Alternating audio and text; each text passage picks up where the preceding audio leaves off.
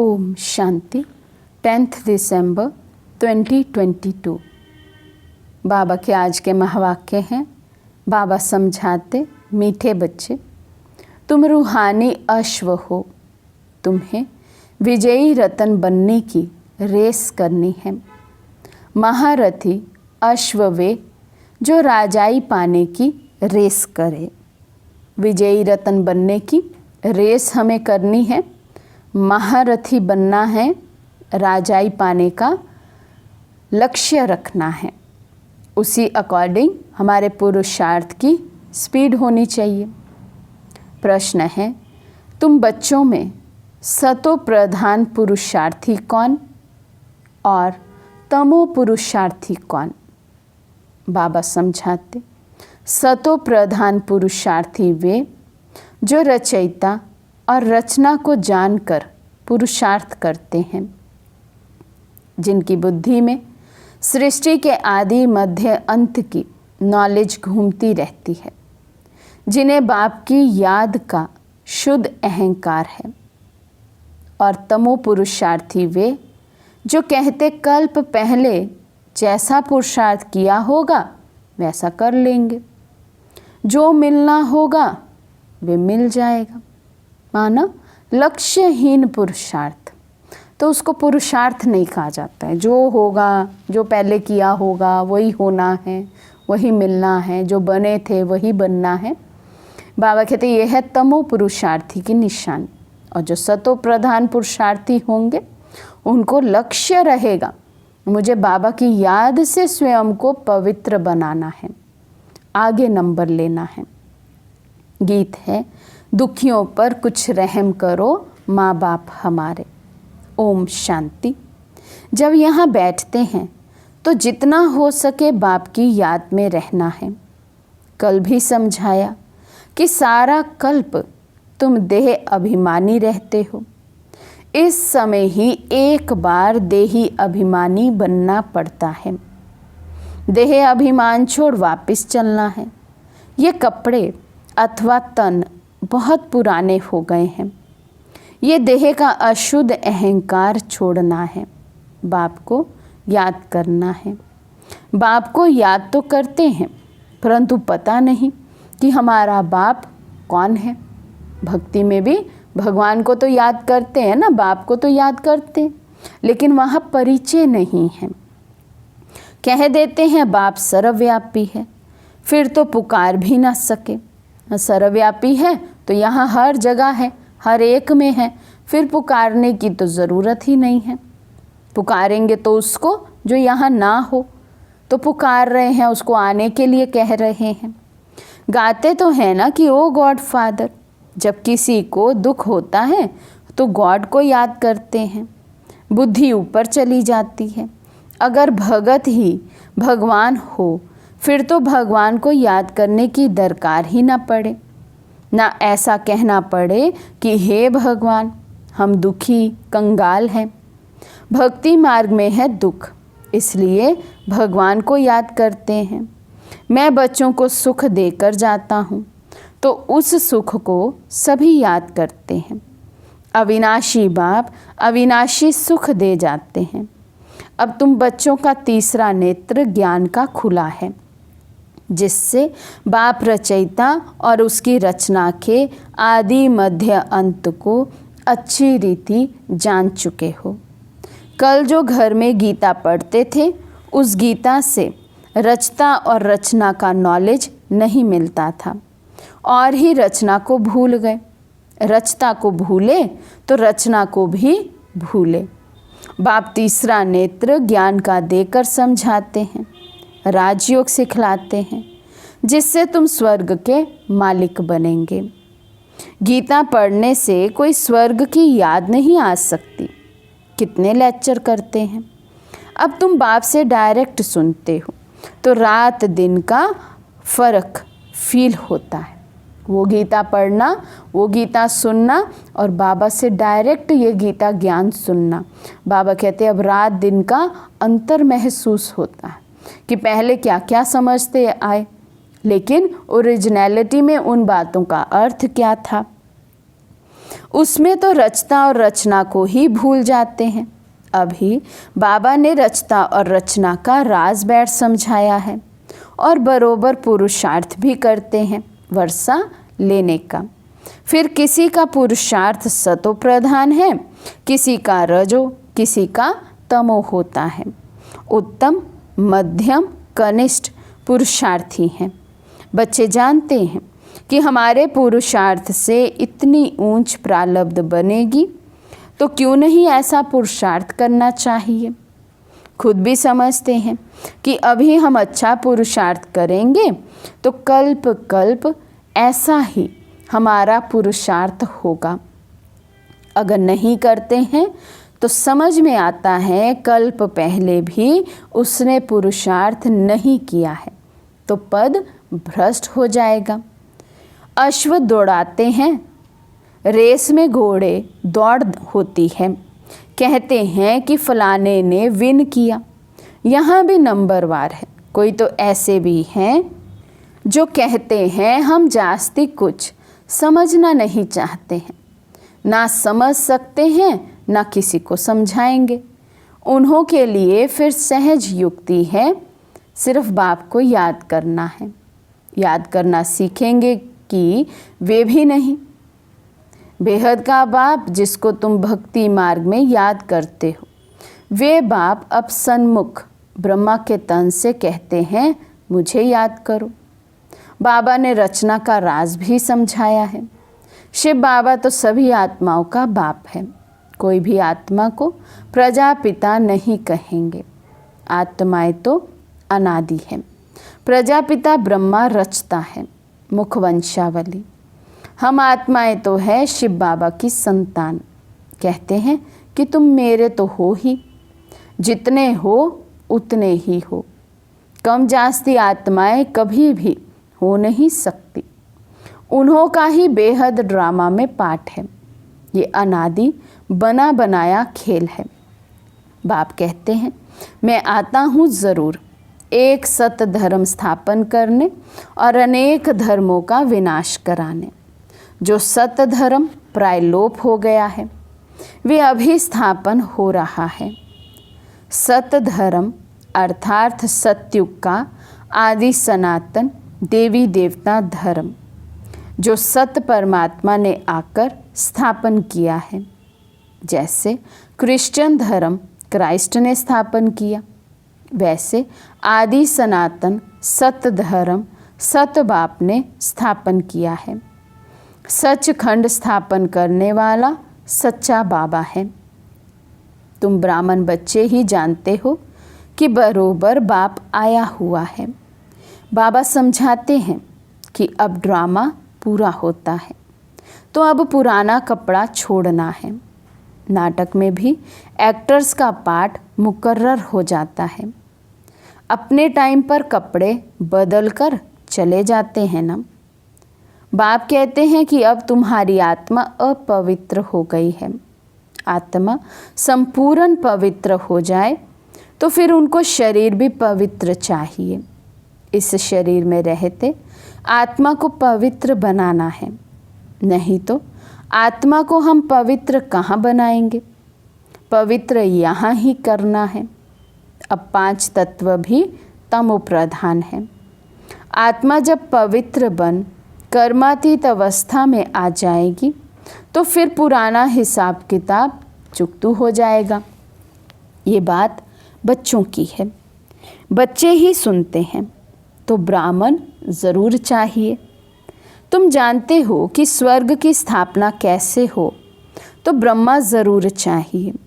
ये है ब्राह्मणों का कुल।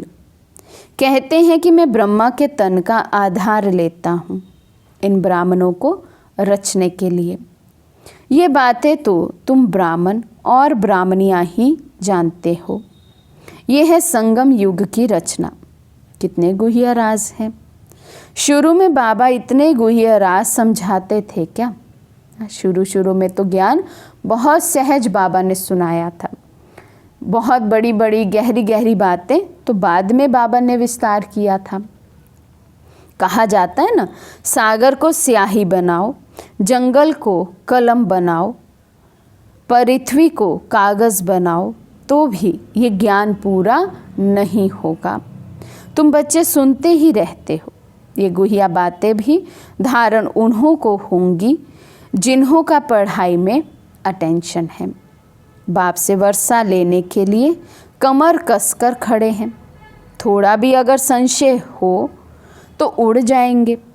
फिर अचानक किसी को तीर लग जाएगा तो एकदम निश्चय बुद्धि हो जाएंगे। नए नए टोटके बाबा सुनाते हैं। कल भी बाबा ने बहुत अच्छी रीति समझाया था। बाप कहते हैं कि मैं परमात्मा परम धाम में रहने वाला हूँ, जिसको सुप्रीम सोल कहते हैं। यहाँ की आत्मा को कोई सुप्रीम कह ना सके। सुप्रीम सोल एक ही है, उनकी ही सब बंदगी करते हैं। परम धाम में रहने वाला परमात्मा वे फिर सर्वव्यापी हो ना सके। यहाँ तो दुख है, जन्म मरण है। परमात्मा तो जन्म मरण रहित है। जो महारथी हैं, जिनका पूरा पुरुषार्थ चल रहा है वर्षा लेने का, वे रेस में देखो कैसे दौड़ते हैं। कोई घोड़े ना उम्मीद भी होते हैं, परंतु लास्ट में ऐसे तेज दौड़ते हैं जो सबसे आगे चले जाते हैं। यहाँ भी ऐसे है। कोई तो चलते चलते ढीले हो जाते हैं, गिर पड़ते हैं। कोई को चोट लग जाती है तो लंगड़े हो पड़ते हैं। यहाँ भी बहुत अच्छे अच्छे नए बच्चे हैं जो पुरानों से बहुत तेज दौड़ रहे हैं। कईयों को पुरुषार्थ करने में ग्रहचारी बैठ जाती है। कोई पर कभी बृहस्पति की दशा बैठती, कभी चक्र की, कभी शनिचर की, राहु की दशा भी बैठ जाती है। तो कभी फायदा कभी नुकसान होता रहता है। बाबा खुद जानते हैं कि इस बच्चे पर ग्रहचारी है, इस कारण से ग्रहण लगा हुआ है। बाबा कहते हैं इससे पार होकर तीव्र वेगी बन जाओ। जब राहु का ग्रहण लगता है तो 2-3 वर्ष पवित्र रह फिर कर्म इंद्रियों से विकार में चले जाते हैं। बाप कहते हैं काम महाशत्रु है, इन पर विजय पानी है। अच्छे अच्छे बच्चों पर भी ग्रहचारी लग जाती है, शादी कर लेते हैं, प्रण भी पहले करते हैं तो हम पवित्र रहेंगे, परंतु गिर पड़ते हैं। कभी श्रीमत पर चलते, कभी फिर उल्टी मत पर चल पड़ते हैं। बाबा बच्चों को अच्छी रीति जानते हैं। बाबा को कहते कि बाबा हमारी अब रेस चल रही है।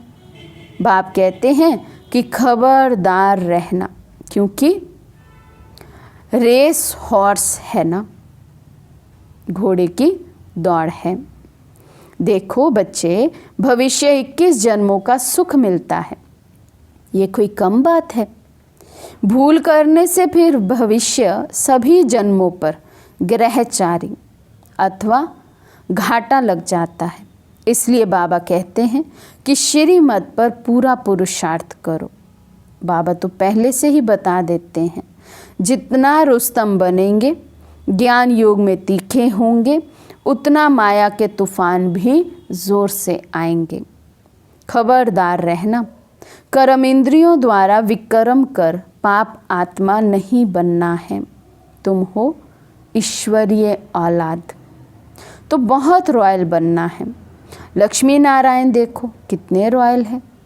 ये संस्कार अभी भरने हैं, क्योंकि इस समय तुम ईश्वरीय औलाद कहलाते हो।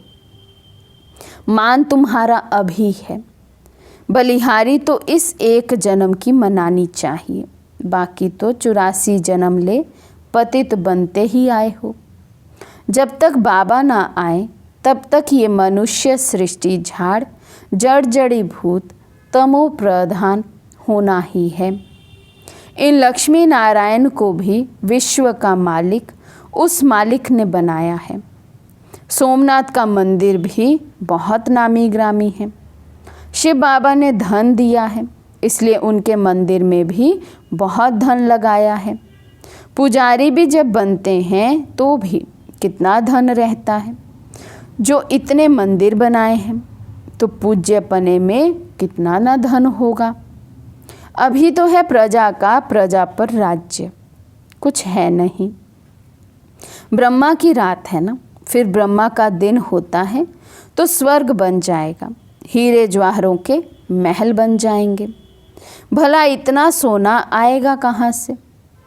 वहाँ सोना तो मिट्टी मिसल होगा। दिखलाते हैं कि पहाड़ों में गरमाइश होती है तो फटते हैं।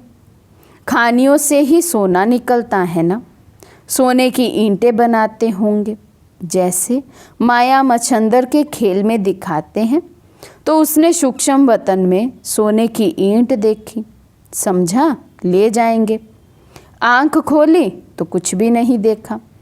यहाँ भी बच्चे दिव्य दृष्टि में सोने के महल देखकर आते हैं। बच्चों ने गीत तो सुना, दुखियों पर कुछ रहम करो माँ बाप हमारे। बाप का नाम ही है ब्लिसफुल।